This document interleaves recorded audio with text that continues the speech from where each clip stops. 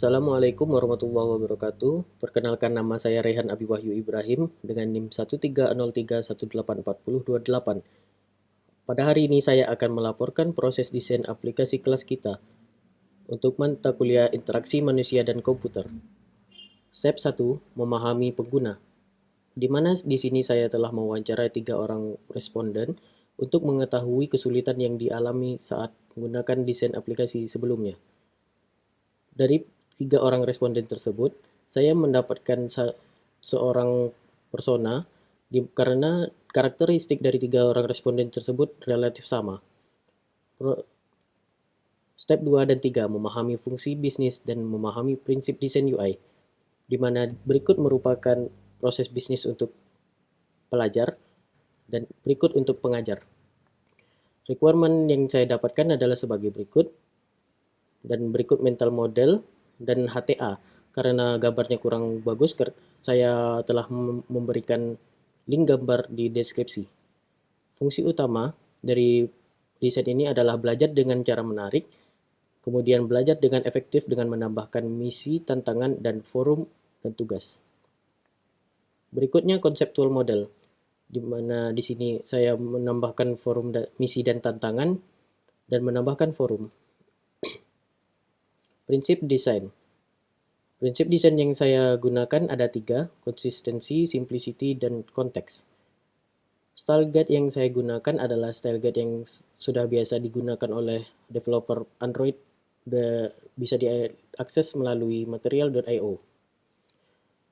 Step 4, membangun menu sistem dan skema navigasi, di mana berikut merupakan struktur menu yang saya gunakan, yaitu struktur bentuk hierarki. Kemudian bentuk navigasinya adalah sebagai berikut. Dan step 5, memilih tipe Windows yang tepat. Tipe Windows yang saya gunakan adalah primary window dan secondary windows. Step 6, memilih perangkat interaksi yang tepat. Perangkat input dan output. Perangkat input keyboard dan touchscreen.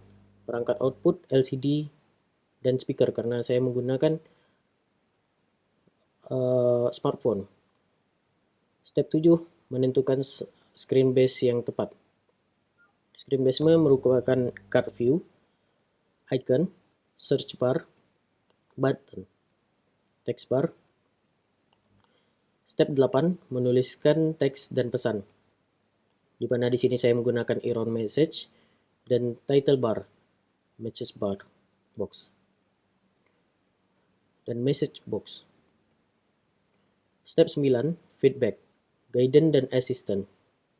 Feedback yang saya gunakan ada seperti berikut, dan guidance dan assistant yang adalah sebagai berikut. Step 10, internationalization dan accessibility, di mana internationalization saya menggunakan localization, culture consideration, word dan text, image dan symbol, color sequence, dan functionality. Accessibility adalah teknologi yang saya gunakan untuk menunjang orang berkebutuhan khusus dengan memberikan layanan sound detection dan menggunakan voice input system. Step 11 dan 12, meaningful graphic, icon dan an image, dan choose the proper color. Icon, grafik, dan image sebagai berikut saya gunakan pada desain. Dan prefer color yang saya gunakan adalah warna biru karena melambangkan ketenangan dan kestabilan. Step 13, organize dan layout windows and page. General guidelines, ada amount of information di mana saya akan mengedepankan informasi, ada flow untuk memudahkan pengguna agar tidak kebingungan saat menggunakan desain, ada navigation untuk memudahkan memberikan informasi melalui title bar, visually placing composition, di mana saya akan menggunakan space pada desain. Kemudian konsistensi, di mana di sini desainnya akan konsisten. Kemudian proper emphasis of element. Step 14, usability testing, di mana usability goals-nya adalah learnability, yaitu desain mudah untuk dipahami oleh pengguna, dan effectiveness, di mana di sini desain lebih efektif dari desain sebelumnya. Skenario testing, saya akan menjelaskan fungsi dan tujuan yang harus dicapai oleh responden, kemudian memberikan waktu kepada responden untuk mengeksplor desain selama 15 menit, kemudian responden diminta untuk menjawab kuesioner, lalu wawancara tentang kesulitan dan meminta feedback dari responden secara langsung. Dan berikut link prototyping dan kuesioner. Prototyping.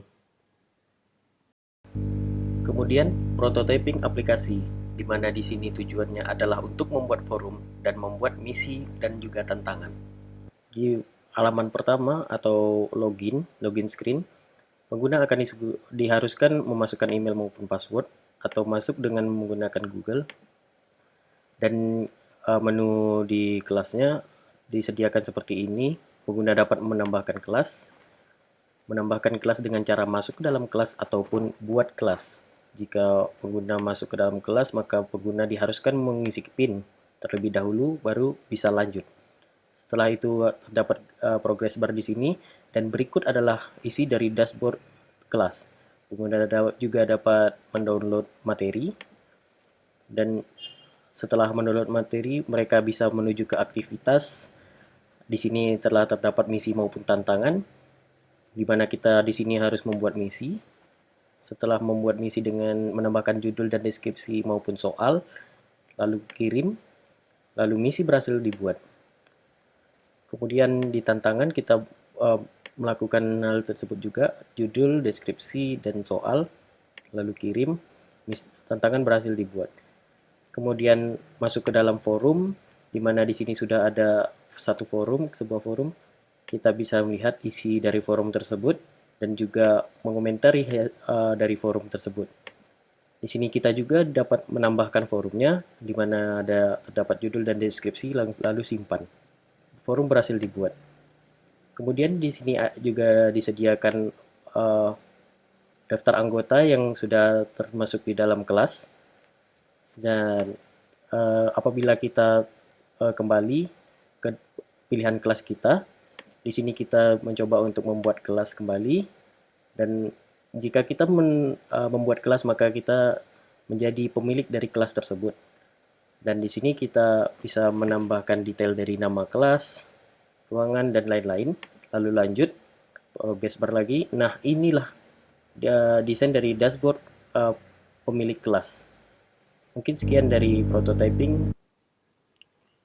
Berikut merupakan hasil usability testing. Berikut merupakan jawaban-jawaban dari kuesioner yang telah saya berikan. Mulai dari apakah aplikasi mudah dipahami, apakah gambar dan ikon mewakili semua fitur, apakah telah menemukan simbol-simbol pada desain, kemudian apakah konsisten dalam tata letak, apakah terdapat berapa penilaian terhadap desainnya, dan berikut merupakan rekomendasi perbaikan desainnya. Yang pertama, mempertegas kembali penggunaan ikon dan gambar pada desain. Kemudian terdapat teks yang tidak memiliki button back.